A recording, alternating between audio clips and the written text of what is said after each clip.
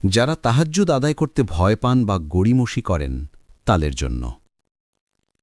১ তাহাজ্জুদ পড়ার সময় যদি অদৃশ্য ঊর্ধ্বলোকের পর্দা উঠিয়ে দেয়া হতো, আমি অবাক বিস্ময়ে দেখতাম একদল ফেরেশতা আমাকে ঘিরে আছেন, আমার তিলাওয়াত তাসবিহ মনোযোগ দিয়ে শুনছেন, আমার দোয়ায় আমিন বলছেন।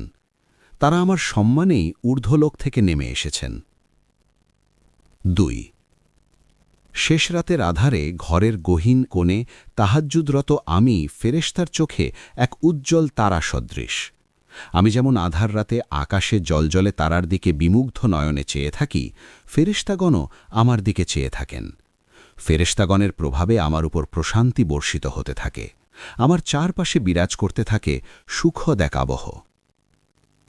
৩ বারবার বিরতিহীনভাবে দরজায় টোকা দিতে থাকলে এক সময় না এক সময় গেরস্থ দরজা খুলেই